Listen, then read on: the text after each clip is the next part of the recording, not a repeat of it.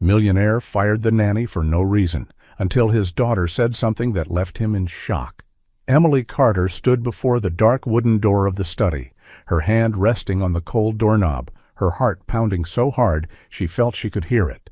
She had no idea why she had been summoned at that hour. The morning had passed completely normally. Lily had finished her bowl of oatmeal and even giggled when Emily imitated a little rabbit from their familiar picture book. There had been no sign, no warning at all, that today would end this way. "Come in." Daniel Whitmore's voice came from inside, deep, even, carrying no particular emotion. Emily took a slow breath and pushed the door open. The study looked the same as always, neat, orderly. The familiar scent of wood and black coffee lingered in the air. Daniel sat behind his desk, his eyes fixed on the file in front of him, not looking up right away. The silence lasted only a few seconds, but to Emily it felt like an entire lifetime. "Emily," he finally said, lifting his gaze, "we will be terminating your contract as of today." The words fell into the room like a heavy object, making no sound, yet strong enough to leave her reeling. "I'm sorry. What did you say?" Emily asked, though she had heard him perfectly clearly. "Your services are no longer required," Daniel continued, his voice flat, as if he were reading from a financial report. "You will be fully compensated, including severance." Emily stood frozen. She waited for an explanation. A reason.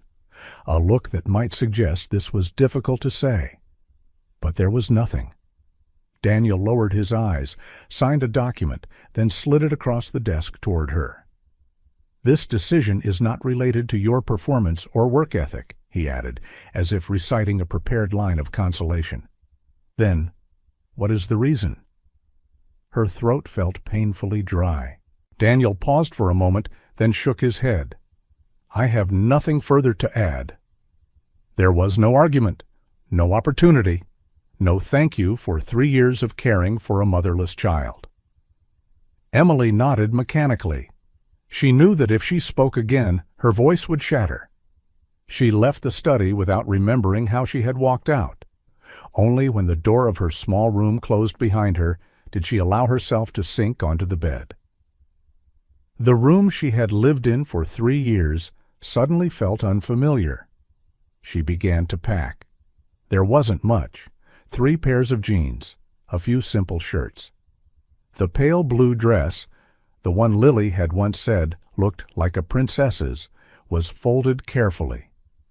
Emily paused when she saw the small pink plastic comb Lily always used to brush her favorite doll's hair. She picked up the comb, her fingers trembling slightly, then set it back on the desk. It belonged to Lily. It belonged to this house. It belonged to a life she was no longer allowed to touch. As she pulled her suitcase out of the room, Emily heard a child's laughter echo somewhere in her memory, not in the present.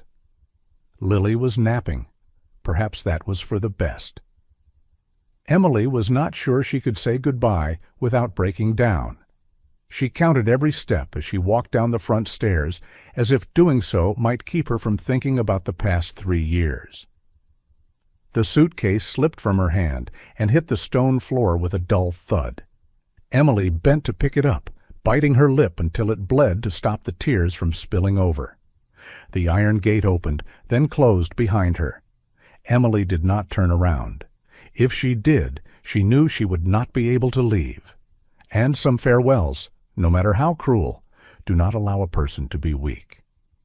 She walked away, carrying with her the feeling that she had lost not just a job, but a family.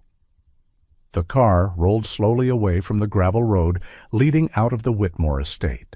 Emily sat in the back seat, both hands resting on her suitcase, as if afraid that if she let go, everything she had left would vanish with it.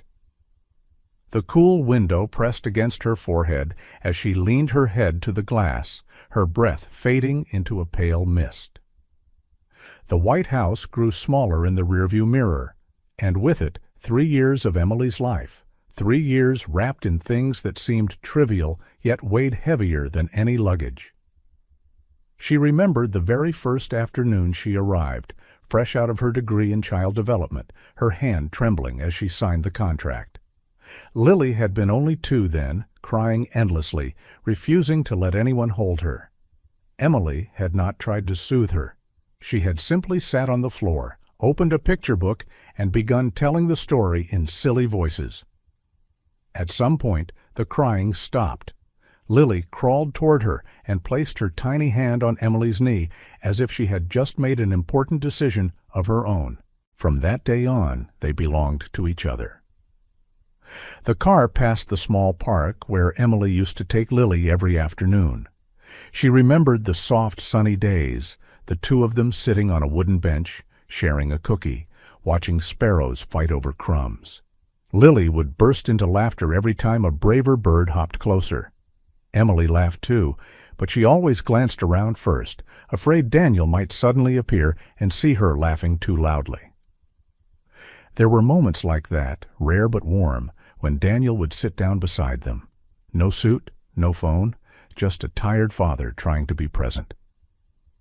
They ate ice cream, Lily sitting between them, her small hands holding on to both adults, like invisible threads binding them together. Emily closed her eyes. Tears slid silently down her cheeks. She was not crying from anger.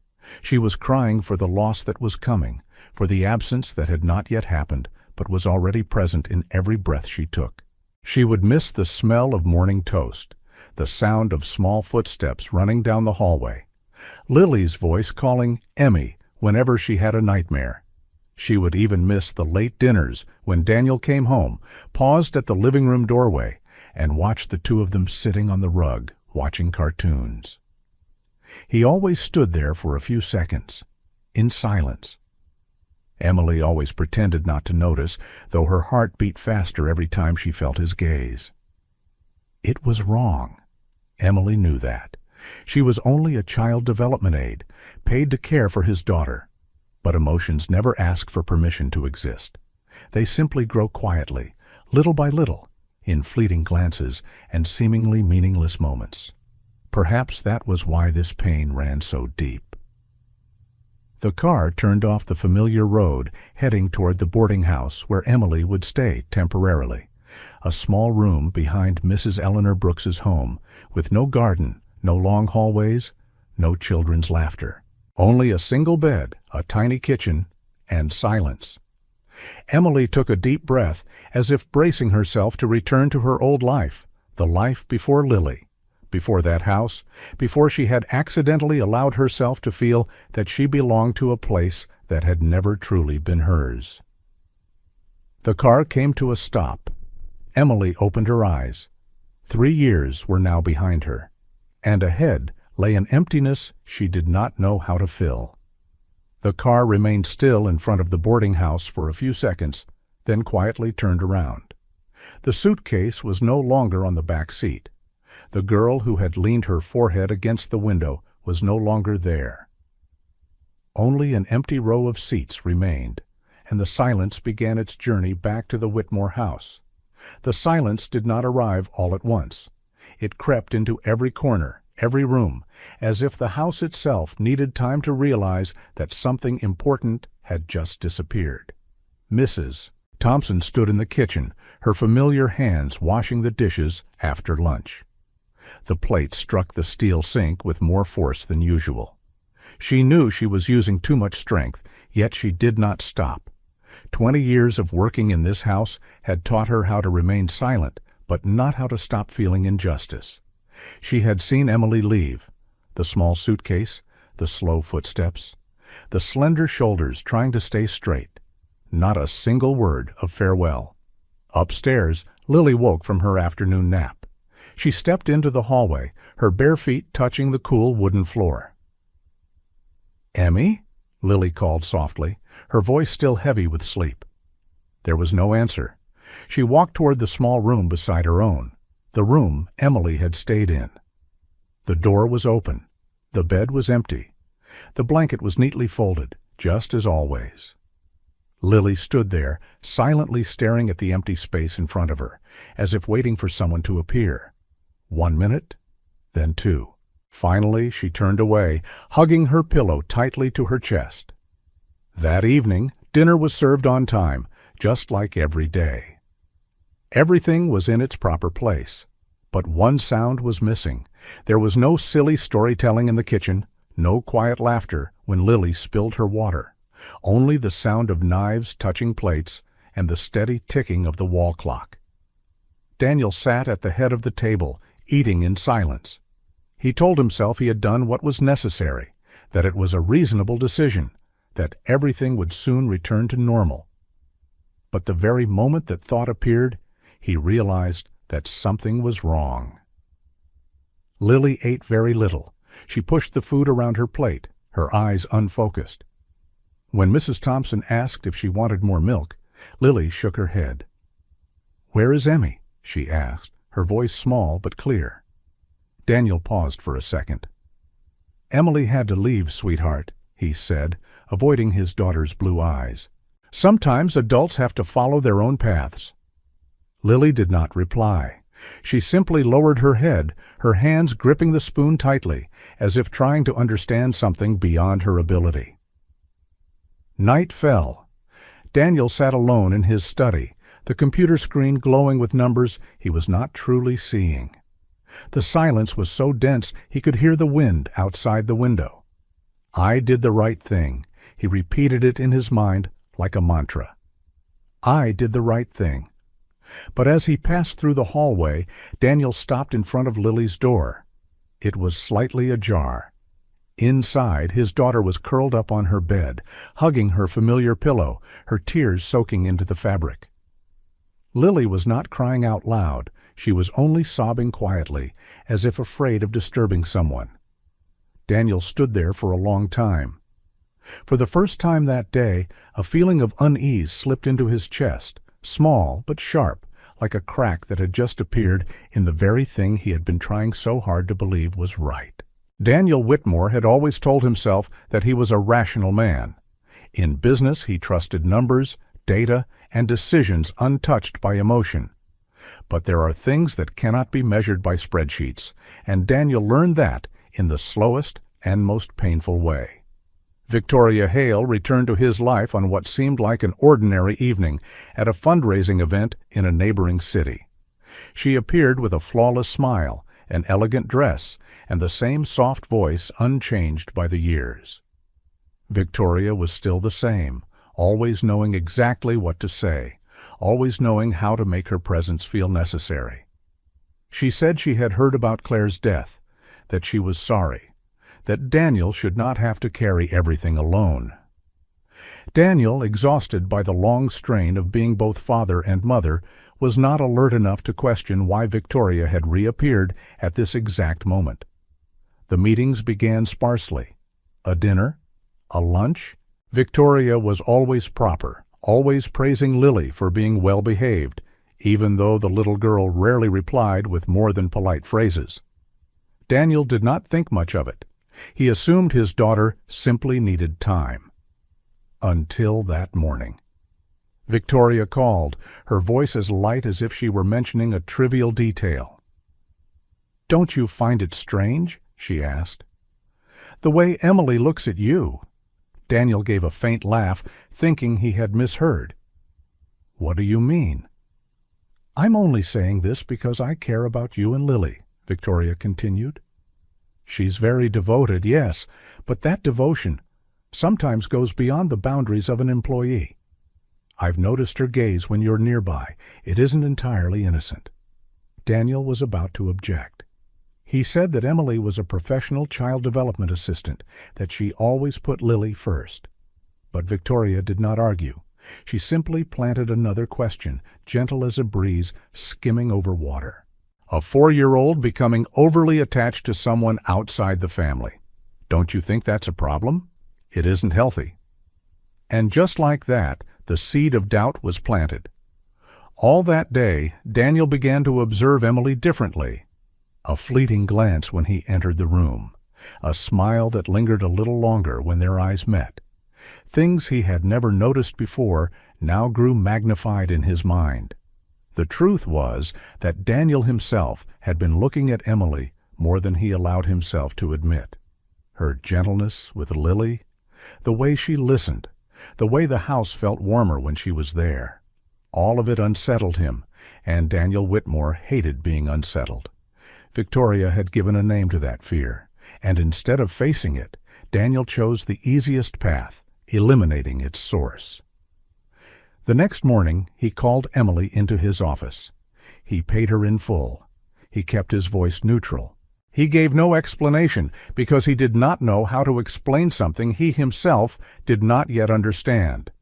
It was a decision born of panic, dressed in the armor of reason, and Daniel convinced himself that it was the right thing to do until the silence in the house began to speak. The fever came on the third night after Emily left. At first, it was only slightly flushed cheeks and a mild fatigue that made Lily go to bed early. Daniel thought it was just a long day, a routine change she had not yet adjusted to. He did not call a doctor. He did not worry much.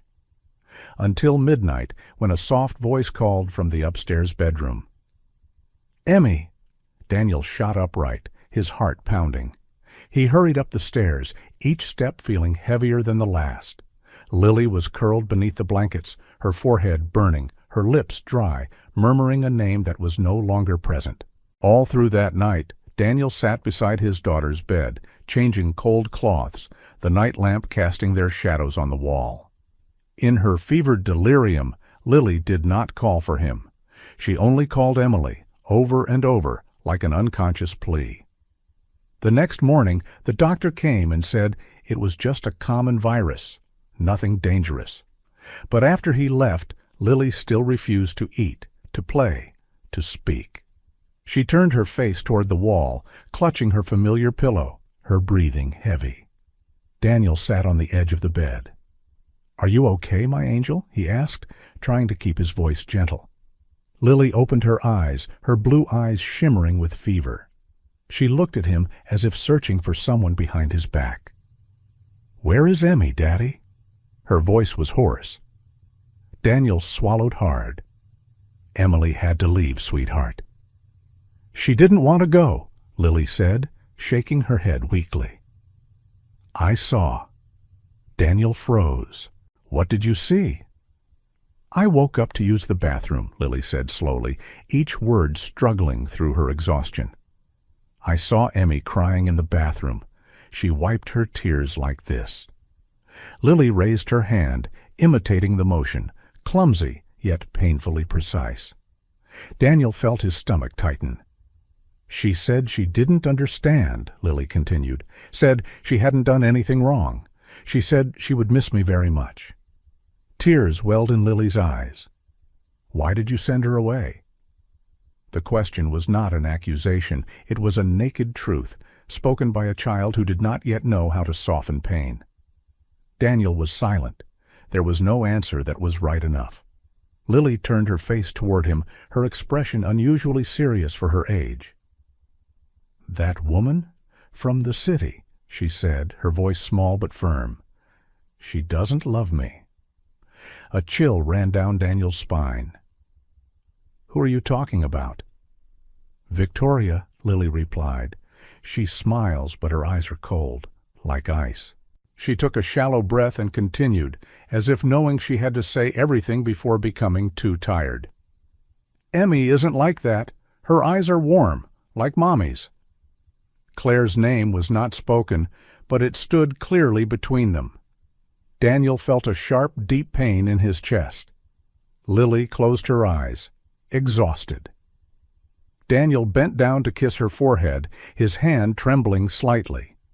Lily's words echoed in his mind, each one breaking through the wall of reason he had built. His daughter, 4 years old, had seen what he had deliberately refused to see. And for the first time since firing Emily, Daniel Whitmore was no longer confident enough to tell himself that he had done the right thing. Daniel left Lily's room after she had fallen back into sleep, her breathing still heavy, but more even. He stood silently in the hallway for a few seconds, as if needing time to relearn how to breathe after everything he had just heard. Downstairs, the kitchen lights were still on. Mrs. Thompson was standing at the stove, stirring a pot of thin chicken soup. The scent of ginger and scallions spread through the air, warm yet not enough to ease the heaviness in Daniel's chest. She did not turn around when she heard his footsteps, simply continuing to stir, as if she already knew he would come down. "She has a fever," Daniel said, his voice hoarse, "but the doctor says it isn't serious." "Yes, sir," Mrs. Thompson replied calmly, "but there is no medicine for sorrow." Daniel placed both hands on the marble counter and lowered his head. "I was wrong, wasn't I?" Mrs. Thompson paused. She turned to look at him, her eyes neither angry nor accusing, only carrying a long-worn weariness. "You were wrong," she said simply. "And you know it." Daniel took a deep breath. "What do you know about all of this?" The housekeeper turned back to the soup, as if recounting something obvious required no emotion. "When Lily had winter dermatitis last year, Emily stayed up 25 nights in a row. She slept on the floor of Lily's room, woke every 3 hours to check her temperature, apply medicine, and tell her stories. Her voice became so hoarse she could barely speak." Daniel closed his eyes. He had been in Chicago at the time, signing contracts, believing his daughter was being well cared for. "Victoria stopped by once," Mrs. Thompson continued. 20 minutes. She was afraid of catching the illness. She said she had an important party." Daniel had not known that detail, and suddenly, not knowing it felt heavier than any reproach. "I didn't say anything," she added quietly. "It wasn't my place. But if you ask whether I see a difference, I do. I always have." Daniel straightened, his throat tightening. "What should I do now?" Mrs. Thompson ladled soup into a bowl and placed it on a tray. The corner of her lips curved into a very faint smile. "You built an empire from nothing. I believe you are smart enough to know how to apologize to a 28-year-old young woman, a young woman who only wanted to do her job well." Daniel nodded slowly. For the first time in many days, a decision formed in his mind, not born of fear, but of genuine remorse. He needed to find Emily Carter. The small room behind Eleanor Brooks's house had a narrow window that looked out onto an old maple tree. Each morning, Emily woke to the sound of birds, and for a few brief seconds before opening her eyes completely, she forgot where she was. Then memory returned. No more the room beside Lily's, no more tiny footsteps running down the hallway, no more the smell of morning toast. Emily forced herself to sit up. A week had passed since she left the Whitmore house. 7 days that felt like 7 months, repeating in a rhythm so empty it was cruel. 6 in the morning, waking up. Brewing coffee in the chipped porcelain mug Mrs. Brooks had lent her. Sweeping the backyard to pay off the rent. A rushed lunch. Afternoons sending out job applications from an old phone. Evenings eating little, sleeping lightly, then repeating. Eleanor Brooks was a 72-year-old widow. She did not ask why Emily had left her job, nor did she offer hollow comfort. Every Wednesday, she placed a bag of homemade cookies outside Emily's door. No knock, no note. That quiet kindness was all Emily could bear right now. One little bit more concern, and she would fall apart. At night, Emily lay staring at the ceiling, imagining how Lily might be sleeping. Was she hugging her familiar pillow?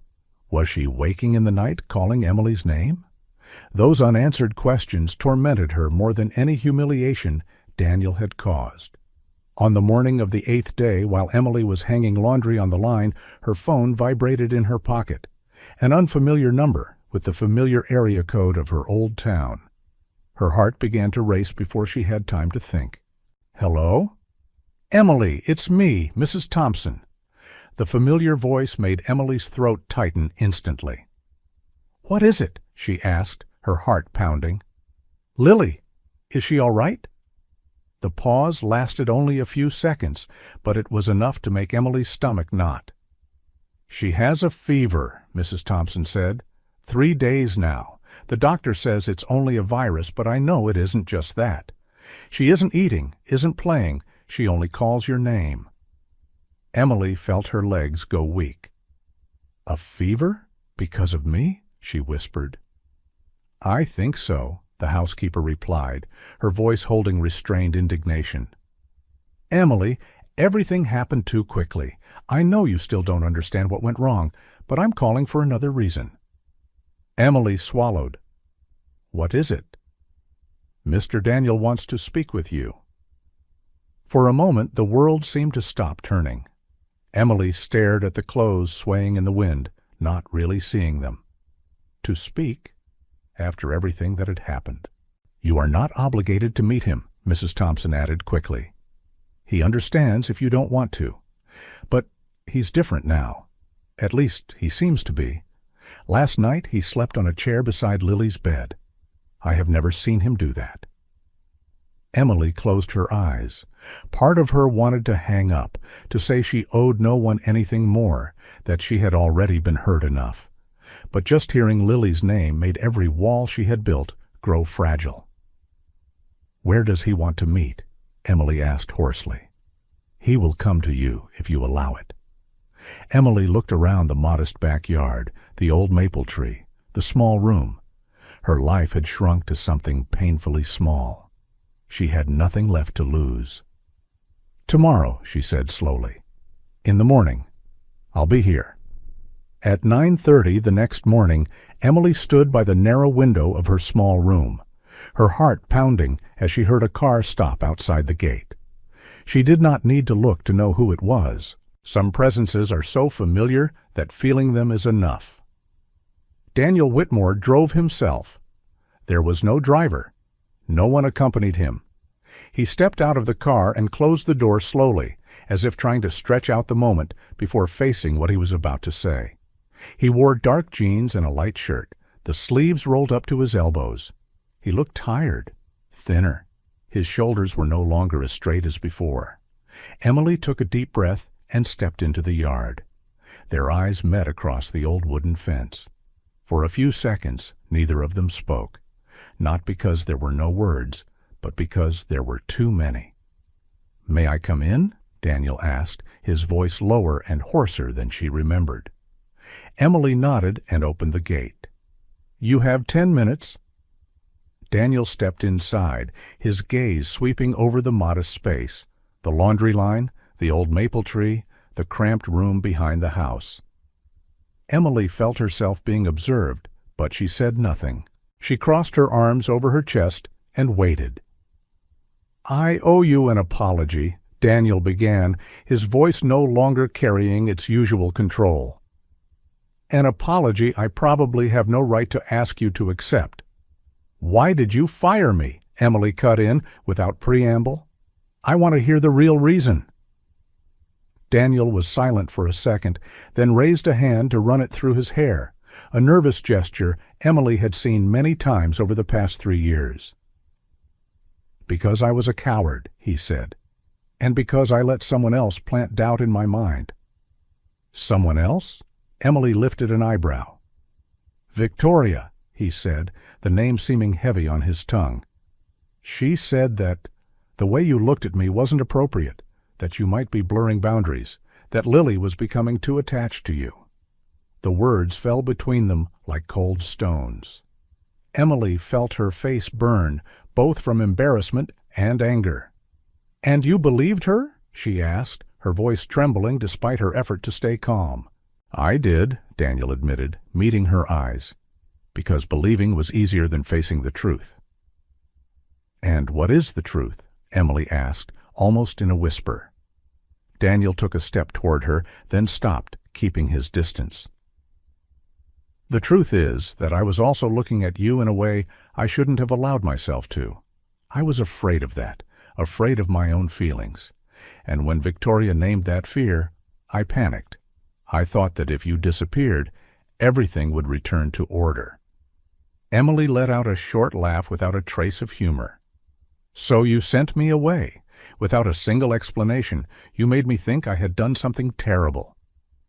"I know," Daniel said, his voice tightening, "and I will carry that regret for a very long time." Emily turned her face away, tears rising but not falling. "I cried for a whole week," she said. "I kept asking myself what I had done wrong. I missed Lily so much, I could barely breathe." Daniel closed his eyes. "I didn't come here to ask for your forgiveness," he said. "I came because my daughter needs you, and because you deserve to hear the truth." Emily turned back to look at him. "You think that's enough?" "No," Daniel replied. "I know it isn't, but I don't know where else to begin except by telling you everything and accepting whatever decision you make." A light breeze passed through the yard, rustling the maple leaves. Emily looked at the man before her, not the cold businessman of that earlier morning, but a weary father, a man who had just realized he had destroyed something precious. "How is Lily?" she finally asked. At the sound of his daughter's name, Daniel's expression changed. "She isn't well," he said softly. "And I think she won't be well until she sees you again." Emily closed her eyes. She knew in that moment that every decision that followed would no longer be simple.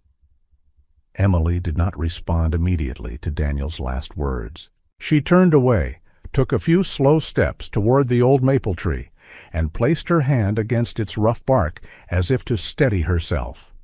In her mind, Lily's image rose with painful clarity. Blue eyes, the voice calling Emmy whenever she woke in the middle of the night, the tight hugs that felt as though they never wanted to let go.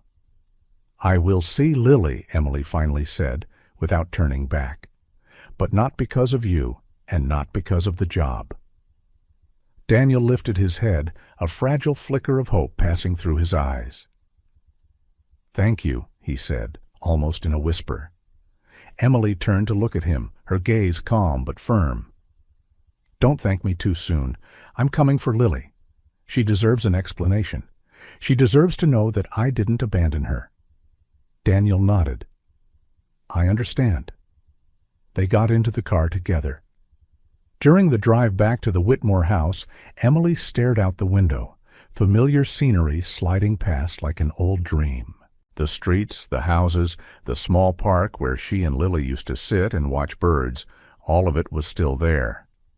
Only she had changed.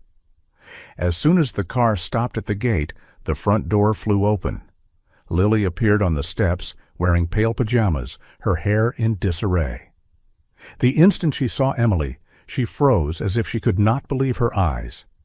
Then Lily ran down, stumbled, nearly fell, and rushed straight into Emily's arms. "Emmy!" Lily sobbed, clinging tightly to her. "I knew you would come back."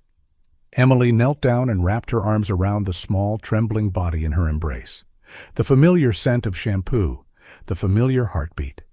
Her tears fell into Lily's hair, no longer trying to hide. "I'm here," Emily whispered. "I'm not going anywhere. Not today." Daniel stood a few steps away, not intruding. He understood that this moment did not belong to him. That evening, after Lily had fallen asleep, Emily sat across from Daniel in the kitchen. There was no more explosive anger, only the cold clarity of someone who had learned to protect herself. "If I come back," Emily said, "it will be on my terms." Daniel looked up. "Go on." "I want a formal contract, all benefits clearly stated. I want my private space respected, and I need time to see whether I can trust you again." Daniel did not hesitate.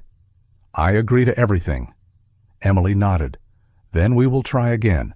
But remember, I'm coming back for Lily, not for you." Daniel understood, and this time he did not try to argue. Emily's return was not marked by declarations or dramatic changes. It came quietly, seeping back into the rhythm of the Whitmore house like morning light slipping through the curtains, not sudden, but enough to chase away the darkness. Lily's laughter returned first, not all at once, but little by little. At first, short sentences and hurried hugs, then gradually bright peals of laughter echoing through the hallways as Emily chased her in the garden. The house, silent for many days, began to breathe again. Daniel watched from a distance. He changed his routine in noticeable but understated ways. He came home earlier, set aside long meetings, and placed his phone down on the table during dinner. He listened to Lily talk about a bug in the garden or a new drawing she had made, without interrupting, without glancing at the clock. With Emily, he kept exactly the distance she had set. Polite questions, timely thank yous. No lingering looks as before. No unnecessary private conversations. Everything moved slowly, cautiously, as if one wrong step could shatter the fragile balance that had just been rebuilt. Emily noticed the change. She did not say it aloud, but she saw the way Daniel stood up to refill her water during meals. The way he asked about Lily's routine, about the emotional development methods Emily used. Not like a controlling employer, but like a father learning how to truly be present. The afternoons passed peacefully. Emily and Lily read books in the small library Claire had once arranged. Sunlight slanted through the windows, casting warm bands of light across the bookshelves and wooden floor. Lily leaned against Emily, small fingers tracing the illustrations, occasionally looking up to ask innocent questions. Daniel sometimes stood at the doorway, quietly watching the scene, not interfering, not disrupting, just remembering. It was Lily who broke the remaining reserve.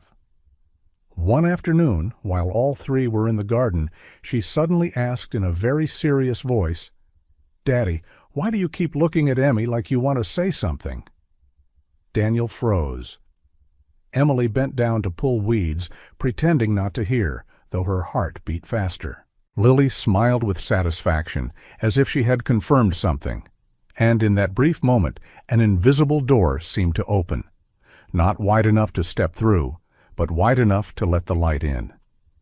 That night came quietly, as if the Whitmore house itself knew it needed to keep still. After Lily had fallen asleep, Emily went down to the kitchen to get a glass of water. Soft yellow light spilled over the dining table where Daniel was sitting alone. In front of him was a half-finished glass of wine and a photo frame tilted in his hand. Emily paused at the doorway, hesitating, but Daniel had already sensed her presence. "Today is the day Claire died," he said without looking up. His voice was low and tired. 3 years now. Emily walked slowly closer and sat down in the chair across from him. In the frame was a young woman with softly falling brown hair and gentle blue eyes, exactly like Lily's. Claire's smile carried a warmth that made Emily unconsciously slow her breathing. "She's very beautiful," Emily said softly. Daniel nodded. "Beautiful on the inside as well." He brushed his thumb lightly across the glass. "There are days when I look at Lily and see Claire everywhere, in her eyes, in the way she tilts her head when she thinks."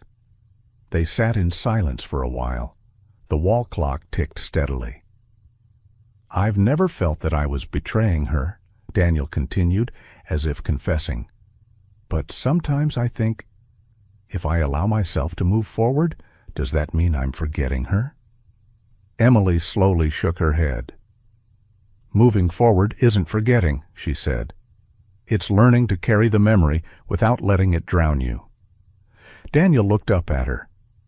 "I'm afraid," he admitted. "Afraid to trust, afraid of hurting others, and afraid of being abandoned again." Emily took a deep breath. "I'm afraid too," she said, for the first time not avoiding it. "Afraid that one day I'll be cast aside again, as if I never truly belonged here." Their eyes met in the quiet. No defenses, no misunderstandings, just two people standing before their own true fears. Daniel gave a slight nod. "I won't rush," he said, "and I won't promise things I can't prove through my actions." Emily did not answer, but in her eyes the hardness had softened, like a door beginning to open, very slowly. Victoria Hale appeared on a lightly rainy afternoon, while Emily was in the library with Lily. The little girl was sitting on the rug, stacking colorful wooden blocks into a wobbly tower, while Emily read to her in a steady, gentle voice. The doorbell rang. Daniel stood up and went to open the door. When he saw Victoria, he hesitated slightly.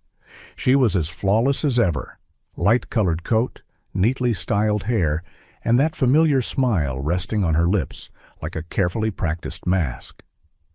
"I just want to talk for a few minutes," Victoria said. "I heard Emily has come back." Daniel nodded and opened the door wider, but he did not invite her into the living room. He stood at the entrance, polite enough, but no longer intimate. "We can talk here," he said. Victoria frowned slightly, then quickly regained her softness. "I'm only worried about you and Lily. I'm afraid you're repeating a mistake." Daniel looked at her for a long moment. For the first time, he did not let those gentle words slide past his ears. He looked at what lay behind them. "Victoria," he said slowly, "you planted doubt in my mind. You made me believe Emily was a danger, when she was the only person who had never harmed my daughter." "I was only telling the truth," Victoria objected. "She's an employee. She crossed boundaries." "No," Daniel cut in, his voice low but firm. "The one who crossed boundaries was me, and the one who took advantage of that was you." Victoria fell silent for a second. The smile on her lips faltered. "Lily says you have cold eyes," Daniel continued. "At first I thought it was just a child's words. But children don't pretend. They sense." Victoria gave a faint laugh. "You're trusting a 4-year-old more than a grown woman?" "I'm trusting actions," Daniel replied. "Emily stayed with Lily on nights I wasn't home. She loved her without asking for anything in return. And you only appeared when it was convenient." Silence stretched between them. Rain fell steadily on the steps. "This ends here," Daniel said clearly and calmly. "No more misunderstandings, no more returning." Victoria looked at him, finally unable to hide the bitterness in her eyes. "You'll regret this." Daniel shook his head. "I already have, and I won't do it again." He closed the door. Inside the library, Lily looked up at him. "Is she gone, Daddy?" "Yes," Daniel replied. Lily nodded with satisfaction, then turned to Emily and placed the final block on the tower. "Then that's good. Now our house is quiet again." Emily looked at Daniel. In his eyes there was no longer any hesitation, no shadow of the past intruding into the present, only a choice that had been confirmed through action. The next morning began with gentle sunlight streaming through the window and the sound of small, hurried footsteps running along the hallway. Emily had barely opened her eyes when her bedroom door flew open. Lily appeared, both arms wrapped around a tray larger than she could comfortably carry, with Daniel behind her, bent slightly to support the tray from underneath, deliberately letting his daughter believe she was doing it all by herself. "Breakfast for Emmy!" Lily exclaimed proudly. "I made it." Emily laughed and sat up on the bed. On the tray were slices of toast, slightly burnt at the edges, a steaming mug of cocoa milk, and a jar of jam clumsily left open. Beside them was a hastily picked bouquet from the garden, daisies, a few sprigs of mint, and even a small branch of rosemary. "Did you make all of this?" Emily asked, her heart softening. "Daddy helped a little," Lily whispered, tilting her head. "The knife is very sharp." Daniel stood at the doorway, looking more awkward than he ever had in any meeting. "May I come in?" "Come in, Daddy," Lily answered immediately. "Sit here. The bed is big." Daniel sat down on the edge of the bed, carefully keeping his distance. Lily climbed up to lie between them, as if it were the most natural place in the world. When Emily bit into the slightly burnt toast and praised it as delicious, Lily beamed. Then suddenly she grew serious. "Emmy," Lily said, her voice small but clear, "will you stay with me forever?" The question hung in the air. Emily felt her heart tighten. She looked at Daniel and saw him waiting, not pressing her. "Why are you asking that?" Emily asked gently. "Because I already asked Mommy in heaven," Lily said matter-of-factly. "I know Mommy really won't come back, but Mrs. Thompson said our hearts are very big and can love many people. I want to love Mommy in heaven and love Emmy too." Tears spilled from Emily's eyes. She pulled Lily into her arms, holding the small trembling body close. "I love you," Emily whispered, "more than you think." "So you'll stay?" Lily asked, her eyes lighting up. Emily took a deep breath. "Yes, I'll stay." Lily turned to Daniel with a serious expression. "Now it's Daddy's turn." Daniel laughed nervously. "My turn for what, Angel?" "You promise you'll ask Emmy," Lily said firmly. Daniel turned to Emily, his eyes filled with emotion. "Last night Lily came down to the kitchen," he said softly. "She asked if I was going to ask you to be my girlfriend." Emily laughed through her tears. Daniel leaned toward her, his voice trembling. "Emily Carter, I was wrong. I was a coward. But I love you, and I want to build a family with you, honestly and properly."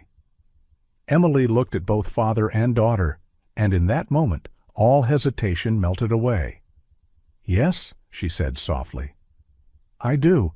Lily squealed with joy and threw her arms around both of them, turning the moment into a warm, chaotic tangle of laughter and tears.